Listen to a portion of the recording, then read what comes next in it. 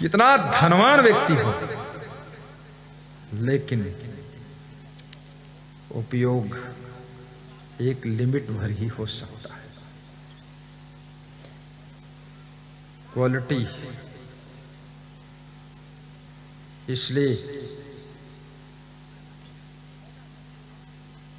धन का दान करना ये धन की श्रेष्ठ गति है। मंदिर बनाने के लिए दान करना, आश्रम बनाने के लिए दान करना, भंडारा के लिए दान करना, सत्संग के लिए दान करना,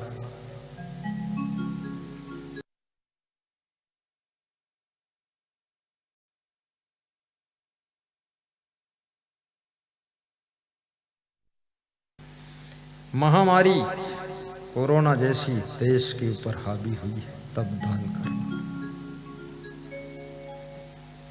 कभी कभी सरकार भी दान मांगती है, सरकार अनुदान देती है, लेकिन जब सरकार को जरूरत पड़ती है तो जनता से हाथ जोड़कर दान मांगती है। अनुदान वाले भी दान मांगते हैं। गुरु ज्ञान दान देता है, लेकिन गुरु को भी जब आश्रम निर्माण के लिए जरूरत पड़ती है तो वो तुमसे दान मांगता है। ये लेन देन का संसार है, ये छोटा मोटा संसार नहीं है। एक हाथ लो दूसरे हाथ दो, इसी का नाम दुनिया है। लेन देन सीखो ठीक से।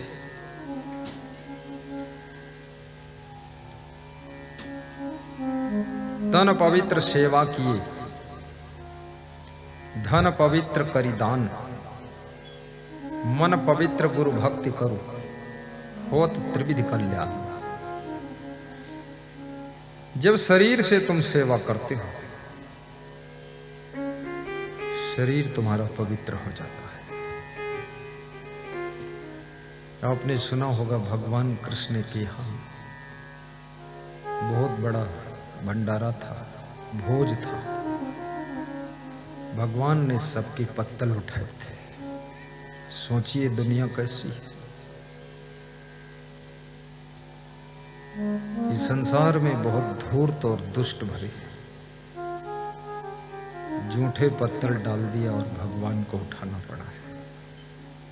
भगवान ने खुशी से थोड़े उठाए। जब देखा झूठे पत्तल पड़े हैं, खा खा कर लोग कुर्सी बैठे पान चबा रहे हैं, बीरा चबा रहे हैं, भगवान ने सोचा हम ही उठाएं और कौन उठाएगा। ये भगवान से पत्तल उठा रहे हैं, क्या इनको भक्त कहोगे? तो ये किस मॉडल के भक्त? ये धूर्त भक्त। मैं हरदोई जिले में गया उत्तर प्रदेश में, तो एक साध्वी ने मुझको पधरोनी बुलाया था। तो उन्होंने लखीमपुर के भक्तों से सोर्स लगाया कि तुम कहो तो गुरुजी आ जाएंगे। तो मैं गया, वहां सत्संग किया। तो उनके यहाँ जितने थाली कटोरी चम्मच गिलास थे सब बोरियों में भर कर उन्होंने हमको दान कर दिया। तो हमने कहा मुझे क्यों दे रहे? बोले तुम ले जाओ। तो हमने कहा क्यों? बोले हम आज से भंडारा करेंगे ही नहीं। हमने कहा क्यों? बोले सब खा खा कर झूठी थाली डाल देते हैं। हम साध्वी बनी थी शांति के लिए, हम सबकी थाली धोते रहते आधी रात तक। तुम ले जाओ। हमने कहा मैं क्या करूंगा? बोले तुम अपने आश्रम में भंडारा करो और सबकी झूठी थाली तुम धो जाकर, हम नहीं धोएंगे। तो मैंने कहा मेरा भक्त सब बुद्धिमान है, विवेकवान है, हमारे यहाँ तो ऐसा कभी नहीं हुआ है। आश्रम में भी भंडारा होता है, माताएं बहनें भी सब बर्तन धो देती है, पुरुष भी धो देते हैं, कर्मचारी भी धो देते हैं। शरीर से सेवा करो तो अहंकार मर जाता है और शरीर की शुद्धि हो जाती है। कहीं रिश्तेदारों में जाना तो वहां भी शरीर से सेवा कर देना। एक सासू कह रही थी कि मेरी बहू ऐसी है कि बहू से कोई कार्य बताऊं उसके पहले मुझे बड़ा संकोच लगता है। तो मैंने कहा क्यों लगता है? बोले वो ऐसी साड़ी पहनती है, सब फर्श पे लटकती हुई चलती है, ऐसे बाल आगे पीछे दाएं बाएं लटकाती है। मेरे को लगता है मैं ही सब काम कर लूं, ये तो बिल्कुल इंद्र परी आई है। तो हमने कहा इंद्र परी मिल गई बहू के रूप में, ये कितनी किस्मत है। बोले इंद्र परी नहीं, वो भैंस की तरह पड़ी भी रहती है, काम करती है। जब से बहू आई है घर में महाभारत छिड़ी है, और कितनी बहुओं ने ससुराल को महाभारत का कुरुक्षेत्र मैदान बना दिया। बूढ़ी सासू टक्कर नहीं ले पाती है, बूढ़ा ससुर भी बहुत दुखी है, और पति बीच में खींचा खांची में फंस गया कि मैं किसकी तरफ कहूं, क्या कहूं। यदि मां की तरफ बोलता है पत्नी रूठ जाती है, और पत्नी की तरफ कुछ कहता है तो मां रूठ जाती है।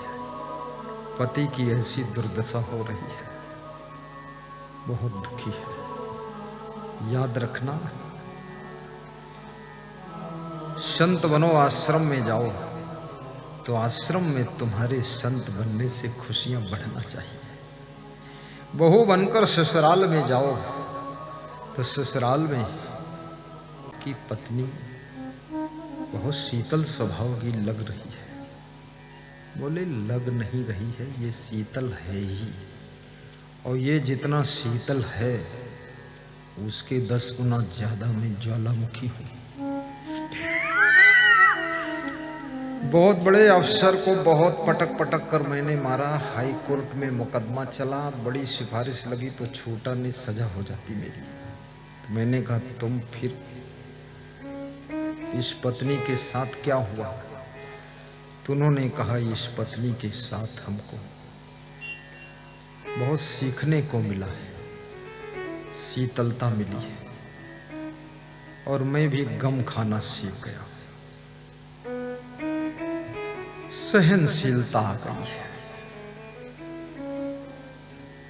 गम समान भोजन नहीं जो कोई गम को खाए, अम्बरीश गम खाइया दुर्भाषा बिलवाए। अम्बरीश राजा ने गम खा लिया था, दुर्वासा ऋषि बहुत क्रोधित हो गए थे। विष्णु भगवान ने दुर्वासा के ऊपर चक्र सुदर्शन छोड़ दिया था। जब अम्बरीश को बहुत सताया दुर्वासा ने, अम्बरीश तो ध्यान लगाकर बैठ गया, जो होगा देखा जाएगा, भगवान तेरा ही सहारा है।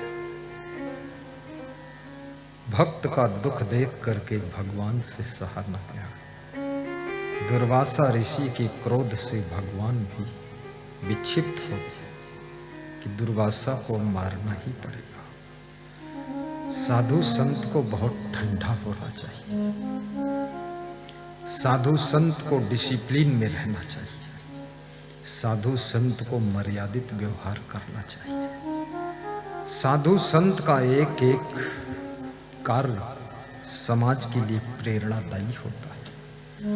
कथाकार, चित्रकार, पत्रकार, काव्यकार, गद्यकार, मूर्तिकार,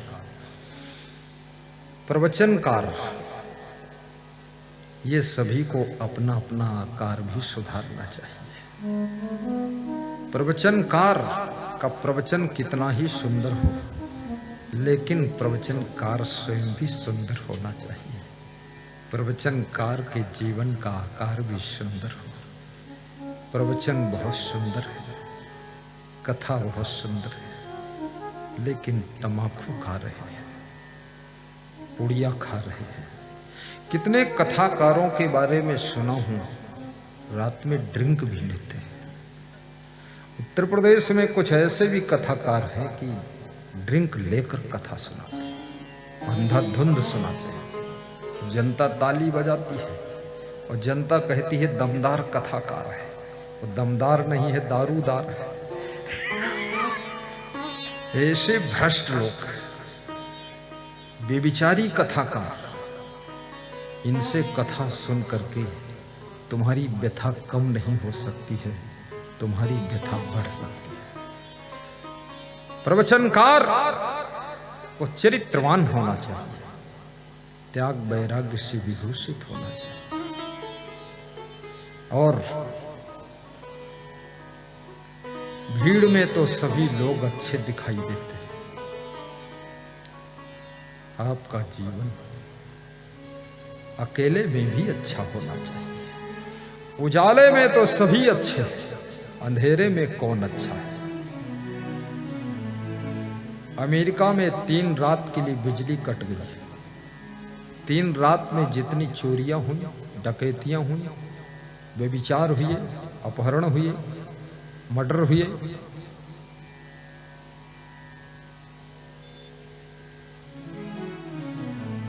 उसका सर्वे किया गया।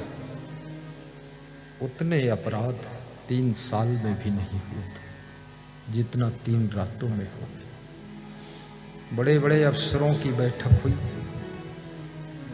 कि इतने अपराधी हमारे देश में हैं, ये 3 रात में इतने अपराध कैसे हो गए जितने 3 साल में भी टोटल नहीं होते। ये अपराधी थे तो छिपे कहां था।